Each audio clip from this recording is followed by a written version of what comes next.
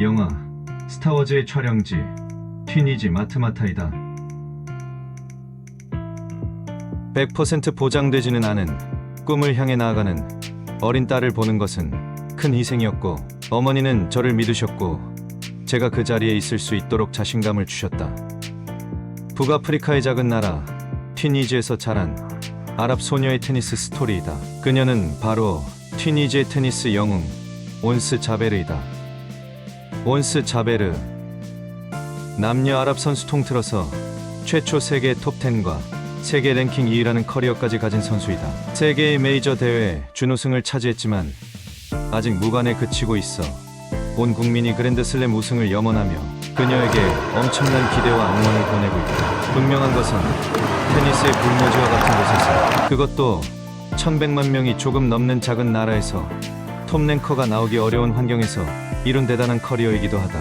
온스 자베르는 실력뿐만 아니라 2년 연속 WTA 선수 동료들의 투표로 수여되는 카렌 크란츠케 스포츠맨십 상과 피치 켈메이어 선수 서비스상을 수상했다. 수상의 이유는 우아하고 사려 깊은 태도와 공정한 경기에 대한 지지, 코트 안팎의 타인에 대한 존중을 인정받아 수여되었다고 한다. 성품이 좋은 선수로 보여 더 아름다운 테니스 선수라 할 수 있을 것 같다. 자베르는 어려운 환경에서 어떻게 톱랭커로 성장할 수 있었을까? 자베르는 3살 때 어머니에 의해 처음 테니스를 접했고, 어머니의 지대한 희생으로 아랍 여성으로 프로 테니스 선수가 되었다고 한다. 13살의 나이에 집에서 떠나 오전 5시에 일어나 오후 8시에서 9시까지 연습하는 고달픈 과정을 거쳐야 했다고 한다. 특히 자베르는 재정적 어려움을 위해 그랜드 슬램 데벨롭먼트 펀드로부터 지원을 받았다. 그녀는 2008년 유럽을 순회한 ITF GSDF African 14 and Under 팀의 일원이었고, 2009년에서 2011년까지 주니어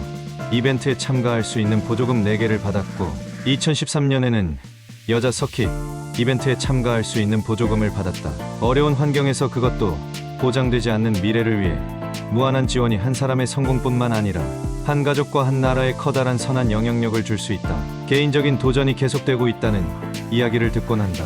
하지만 테니스는 한 나라에 선한 영향력을 줄 수 있는 세계적인 스포츠이며 휴먼 스토리이기에 국가적 정책이 있으면 좋을 것 같다. 온스 자베르,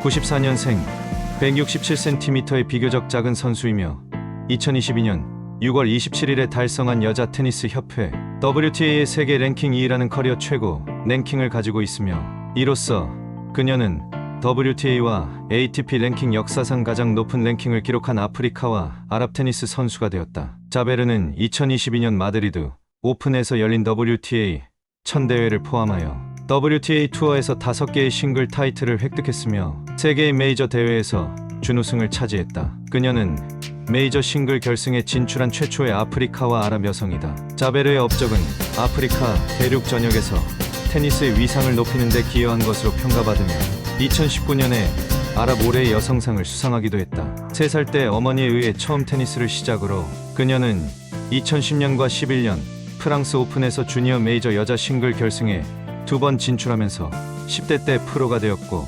1964년 이후 주니어 메이저에서 우승한 최초의 아프리카인 또는 아랍인이 되었다.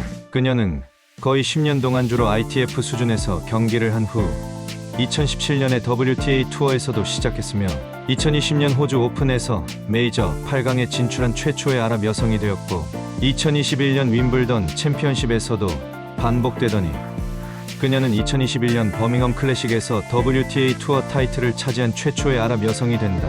2022년 여름에 자신의 수준을 높여 2022년 마드리드 오픈에서 가장 큰 타이틀을 차지한 후 윈블던과 US 오픈에서 2번 연속으로 메이저 결승에 오르게 된다. 마침내 세계 랭킹 2위에 오른 그녀는 이듬해 에도 윈블던 결승에 진출했지만 부상과 부진에 빠지며 아직 메이저 대회에 무관으로 도전을 멈추지 않고 있다.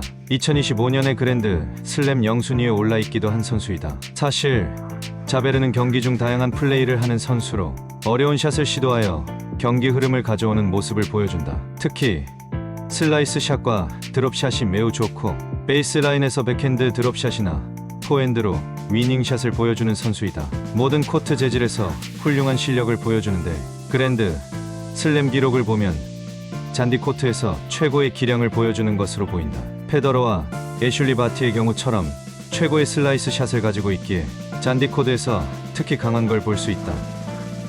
잔디, 코트가 공의 바운드가 가장 적은 36도 이기의 슬라이스는 큰 무기가 될 수 있다. 우린 자베르 선수로부터 배울 수 있는 건 무엇일까? 우리의 서브는 상대방 왼쪽을 집요하게 공략할 필요가 있다.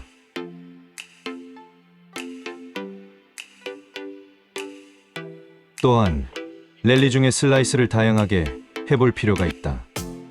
영상에서 보여지듯 슬라이스는 랠리 중 흐름을 바꾸는데 상당한 효과가 있다. 슬라이스는 결정구가 아니라 우위에 있게 만들어주는 연결구이다.